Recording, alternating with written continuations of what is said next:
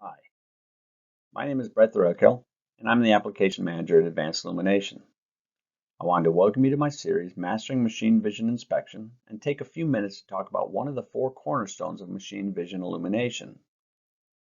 The four cornerstone concept was devised as a teaching tool for labeling and demonstrating four methods that can be applied to enhance or create appropriate image contrast of parts versus their backgrounds. The four cornerstones consist of geometry, pattern and structure, filtering, and wavelength. Of those four cornerstones, the proper wavelength is quite often one of the least understood and most underutilized foundations that the application is built on. The goal is to have effective, consistent, and robust features best suited for a given inspection. It's important to note that we perceive an object as a specific color, such as red, because it preferentially reflects those wavelengths that our minds interpret as red, while the other colors in white light are absorbed to a lesser or greater extent. We see those reflected wavelengths and interpret them as colors.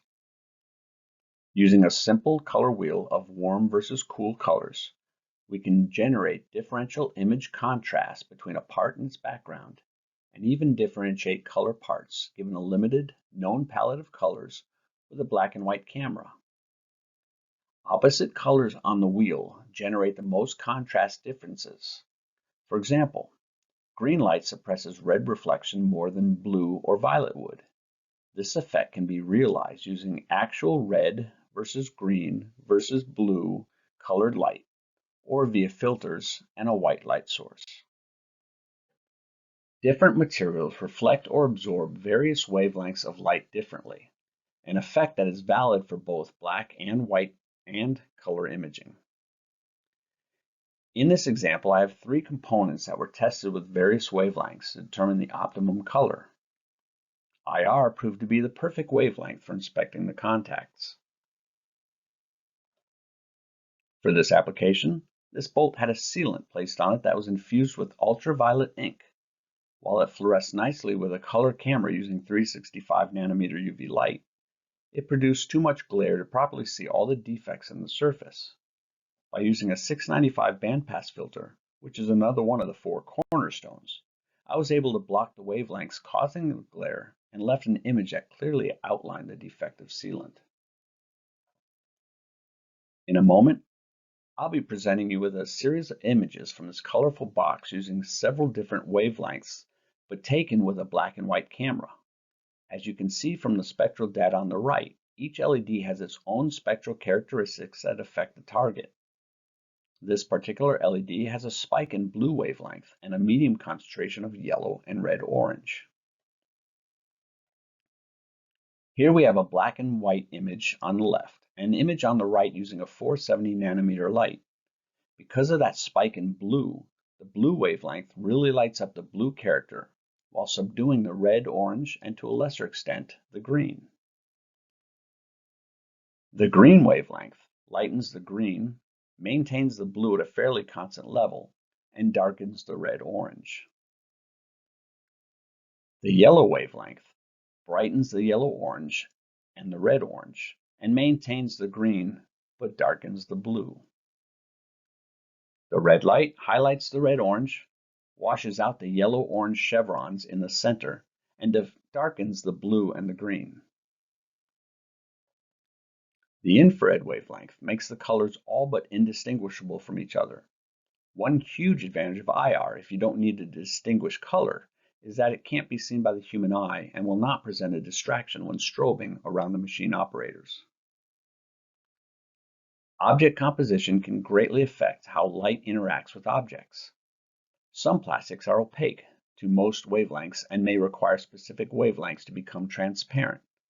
Some may not transmit, but rather internally diffuse the light, and some may absorb the light only to re-emit the light at a different wavelength. In machine vision, wavelength plays a crucial role in composition by influencing how different materials and features react to light, ultimately affecting the captured image's clarity and accuracy. Different wavelengths interact with materials in unique ways. For instance, blue light reflects strongly off smooth metallic surfaces, creating high contrast, while red light might be absorbed, making them appear darker.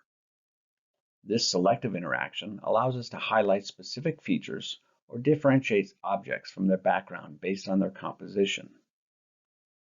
Certain wavelengths, like infrared, can penetrate deeper into materials like plastics or textiles, revealing internal structures invisible to naked eye. This can be crucial for applications like inspecting welds or detecting flaws within objects.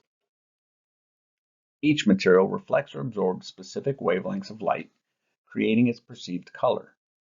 By using targeted wavelengths, we can emphasize color differences, making it easier to distinguish objects or identify defects based on slight color variations.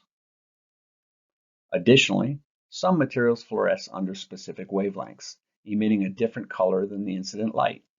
This phenomenon can be exploited to detect specific substances. Conversely, ultraviolet light might be readily absorbed by specific materials, making them appear opaque, which can be useful for identifying their presence or absence.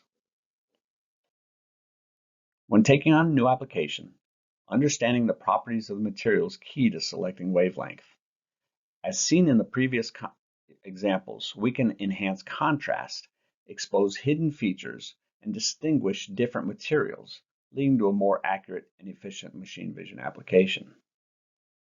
My father started AI in his garage over 30 years ago, and we were the first machine vision LED lighting company in existence. As such, we pride ourselves on being a full customer support company. If you need assistance with an ongoing or future application, please don't hesitate to reach out to me. I would also encourage you to download our practical guide to machine vision lighting. This comprehensive handbook covers everything I talked about today and much more. If you're looking to get into the machine vision lighting industry or would like to refresh principles that you learned in the past, this industry-leading lighting guide is the best place to start. Thank you for your time today.